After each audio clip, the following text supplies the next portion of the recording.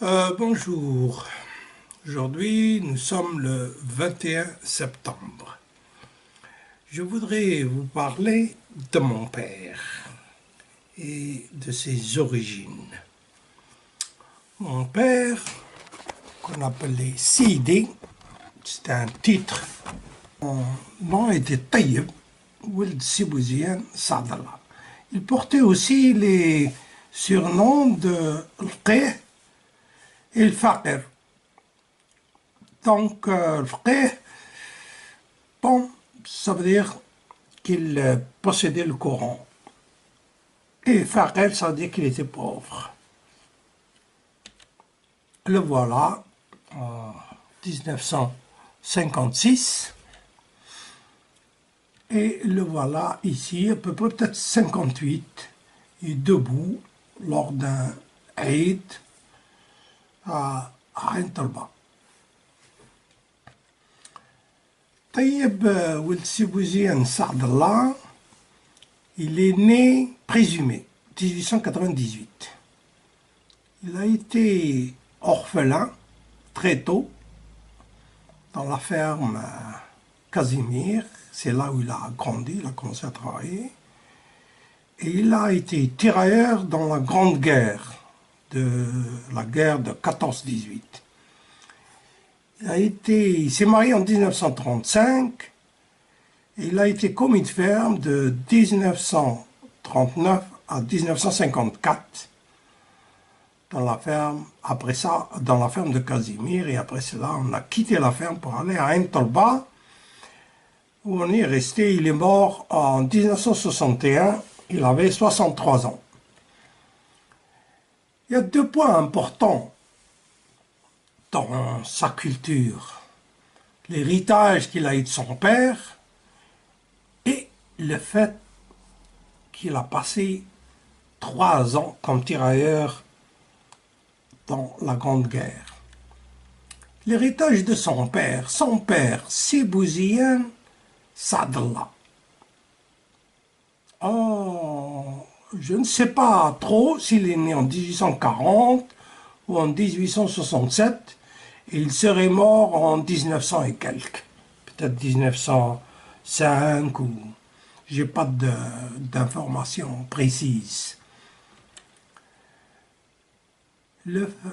Ça veut dire qu'il est passé par cette période, il a vécu en partie cette période de 1830 à 1870.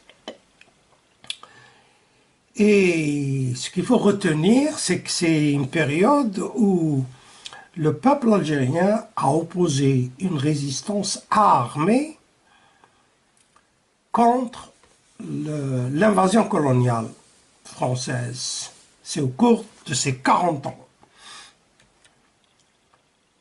Et il a aussi vécu la période de 1850 à 1900 et quelques. Ça, c'est aussi une période importante. C'est-à-dire qu'il a échappé au génocide. Il faut savoir que le peuple algérien allait être décimé totalement.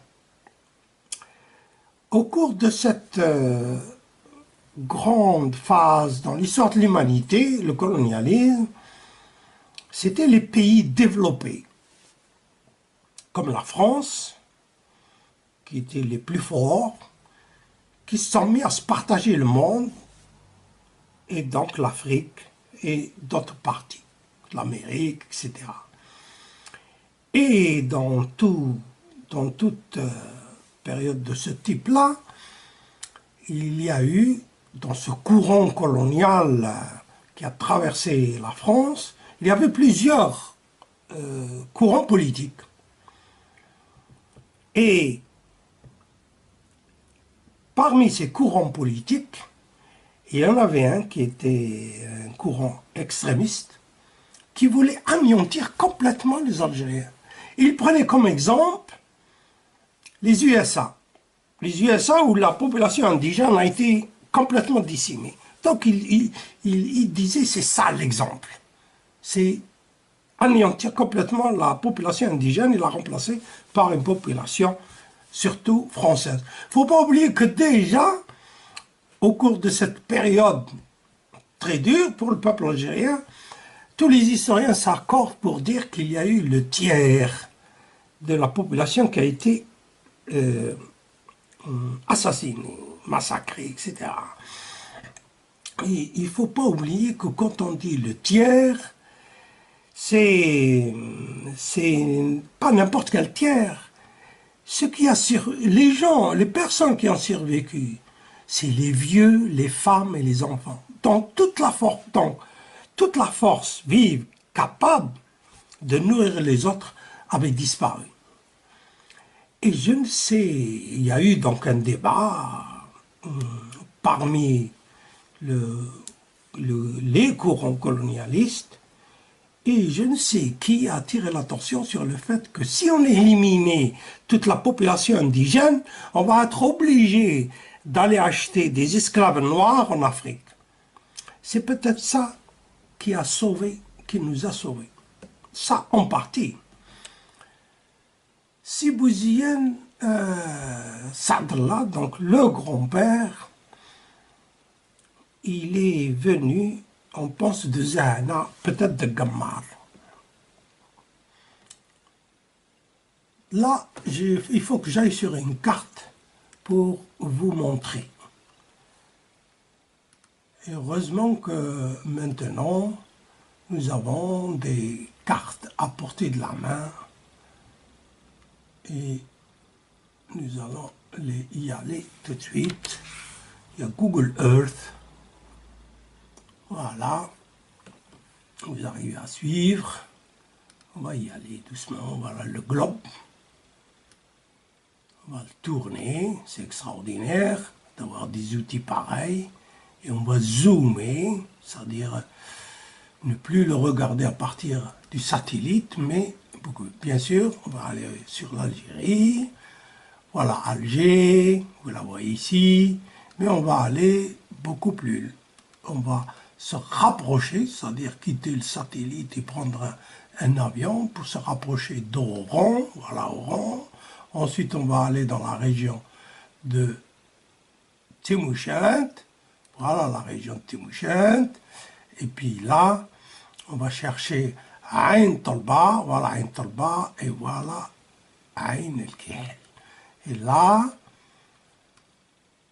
dans cette région-là, vous voyez la route, il y a une route qui était goudronnée déjà dans les années 50, qui relie Ain Talba à Ain El-Kihel.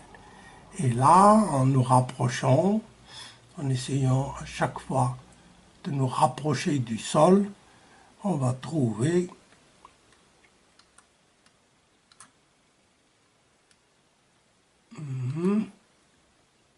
voilà, voilà la route, et elle passe ici pour arriver à la ferme Casimir. Et on continue la piste, ici, pour arriver à Haouch Bonkrish. Donc voilà la ferme Casimir, elle est là, et Haouch Bonkrish, ici. Et là, entre les deux, on voit ici Zitouna, et là, ici, dans ce bosquet, il y a la source, Ain Bonkrish. Et en allant donc vers Ain Talba, c'est la piste qu'on prenait, voilà, c'est ça. On arrive à Ain Talba. Voilà, voilà Ain Talba actuellement. Du temps de la période coloniale, il n'y avait qu'une partie à peu près de ce type-là. Et ici, il y avait une source. C'est la source d'Ain Talba. C'est ici où il s'est installé et il a ouvert une école coranique. Mais on dit qu'il vient de Zahana. Zahana, vous allez voir, on va la retrouver, Zahana, c'est entre Sidi Bel Abbas et Oran, Waran. Voilà Zahana. Bon, c'est là où on l'a trouvé inscrit. D'autres disent qu'il provient, qu'il est venu de Gammar. J'avais eu une discussion avec le professeur Saadallah Belkacem de Boussaada, Allah yarhamou salih, et il m'avait dit que c'est très probable qu'il soit venu de Gammar. Gammar,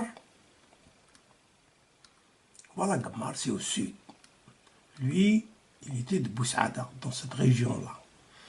Et il m'avait dit qu'à Gammar, il y avait il y a une grande population de Saadallah, et ils étaient tous des intellectuels. Bon, mais on n'a pas de preuves. Voilà, on va quitter Google et revenir au fil de notre histoire. Donc mon père, il a eu un héritage de son père Sibouzian Saadallah, qui avait ouvert une école coranique. Bon, il est très probable qu'il soit arrivé, et il s'est installé à la source, il a fait ses ablutions, il a fait sa prière, et il a commencé à réciter le Coran comme le font la plupart des talibs.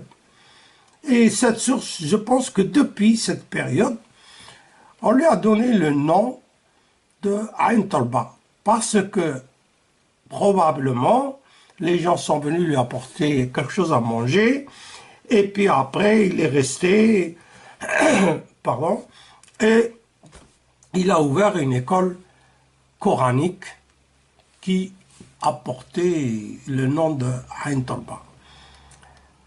Donc, l'héritage qu'il a eu de son père, en parlant de mon père, c'est que Sibouzian Saadallah, il avait un titre, on l'appelait C. Ça veut dire qu'il était alim. Alim, en arabe, ça veut dire un homme de science. Parce que de ce temps-là, il y avait une seule science, c'était les sciences religieuses, les sciences coraniques. Mais il était considéré comme un personnage qui possédait ça. Et comme on dit aussi que dans le Coran, il y a tout. Ce qu'on disait, même certains le croient fortement jusqu'à l'heure actuelle, c'est qu'il y a tout. Toutes les sciences y sont. Et donc, il y a eu des légendes qui sont greffées et on disait de lui qu'il était capable de trouver de l'or. Il savait réciter des versets de Coran au point de mettre un coq en transe.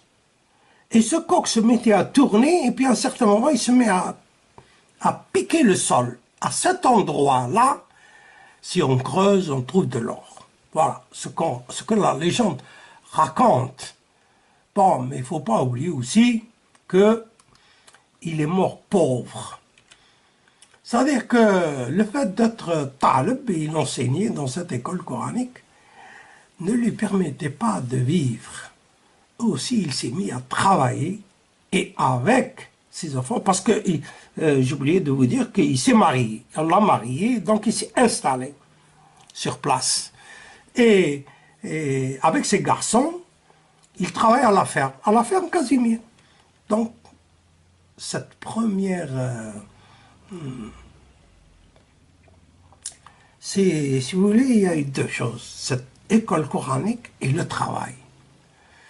Donc, mon père, Taïeb el-Sibouzian, quand il est né, présumé en 1898, il a grandi avec ces deux valeurs, l'école coranique et le travail. Il a été orphelin très tôt de mère.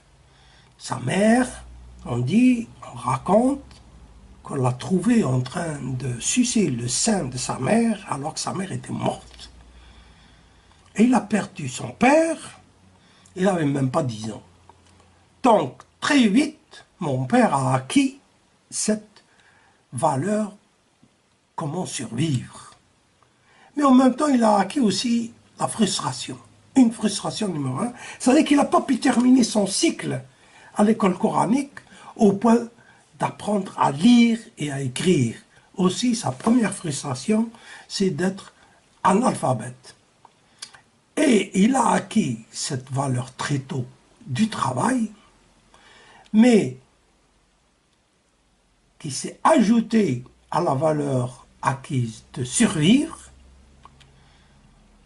Et en fin de compte, la troisième valeur, l'attachement familial au sens très tribal.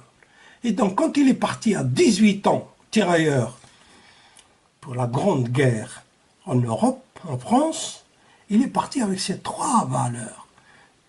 Mon père, quand il est parti tirailleur, il est parti avec ces trois valeurs importantes, fondamentales. Survivre, le travail et l'attachement familial avec un lien de type tribal. C'est ça qui a fait qu'il est revenu, parce qu'il était orphelin. Pourquoi être revenu? Il n'avait ni père ni mère. Mais il est revenu. Donc c'est ça, c'est ce lien qui avait été très fort. Mais en même temps, il est parti avec une frustration, et surtout cette frustration d'être analphabète. Je vous remercie pour votre attention.